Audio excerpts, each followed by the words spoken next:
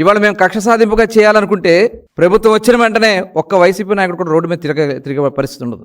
కానీ ఎక్కడా కూడా మా నాయకులు చంద్రబాబు నాయుడు గారు కానీ, పవన్ కళ్యాణ్ గారు కానీ, లోకేష్ గారు కానీ, మా ప్రభుత్వం కానీ ఎవరన్నా ఇన్వాల్వ్మెంట్ ఉంటేనే నిజంగా నిన్ను అరెస్ట్ చేయాలంటే 10వ తారీఖునే జనార్దన్ రావుని అరెస్ట్ చేయడం జరిగింది. 10వ తారీఖునే అతను ఇన్ఫర్మేషన్ ఇచ్చాడు. ఆ రోజునే మేము అరెస్ట్ చేయొచ్చు కదా. కానీ డీటెయిల్గా ఎంక్వైరీ చేశారు, సిట్ చేశాం. ఒక నీతి నిజాయితీ కలిగినటువంటి ఐపీఎస్ ఆఫీసర్తో సిట్ ఏర్పాటు చేశాం. ఆ సిట్ దగ్గర 20 రోజుల పైన 23 నిన్న 22వ తారీఖున చేశారు. మీకు అంటే దగ్గర 23 రోజుల పాటు విచారణ చేసుకుని పూర్తిగా మీ ఇన్వాల్వ్మెంట్ ఉందని చెప్పి సాక్ష్యాధారాలతో సహా కోర్టుకు పెట్టి మిమ్మల్ని అరెస్ట్ చేస్తే ఇవాళ ఒక మాజీ మంత్రిగా మీ మీద ఆరోపణలు వస్తే విచారణ ఎదుర్కొనాలి. ఎఫ్ఐఆర్లో మీ పేరుంది, సహకరించాలి. విచారణకు సహకరించకుండా దొంగ ప్రమాణాలు చేస్తూ బీసీల మీద ప్రమాణం, నీకు ఏ అర్హత ఉందా బీసీల మీద ప్రమాణం చేయటానికి? ఏబీసీ కన్నా మీరు కూడు పెట్టారా?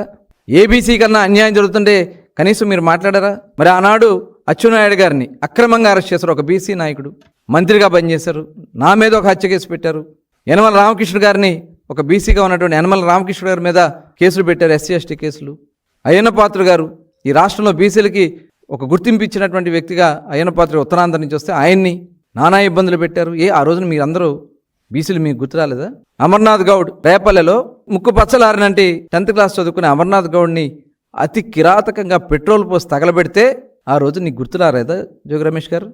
ఇవాళ మీరు చాలా డీటెయిల్గా మేము ఎంక్వైరీ చేస్తూ ఉన్నాం.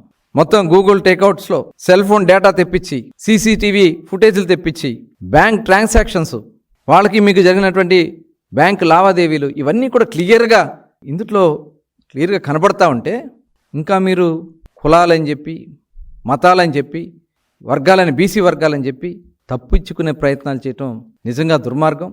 ఇవాళ వైసీపీ వాళ్ళ యొక్క బ్రతుకే ఒక క్రిమినల్ బ్రతుకు. జగన్మోహన్ రెడ్డి ఇన్ని హత్యలు చేశారు. సొంత బాబాయిని హత్య చేసి, సొంత బాబాయిని నారాసుర రక్త చరిత్ర అని చెప్పి ఒకరోజేమో గొడ్డలపోటు అంటారు, గుండెపోటు అంటారు. సిబిఐ ఎంక్వైరీ చేసి వాస్తవాలు బయటకు వస్తే సిబిఐనే తప్పుపడతారు, సాక్ష్యాధారాలు తారుమారాలని ప్రయత్నం చేస్తారు. ఆ క్రిమినల్ మైండ్ ఉన్న వాళ్ళ దగ్గరికి క్రిమినల్స్ అంతా చేరతారనే దానికి ఇదే ఒక నిదర్శనం.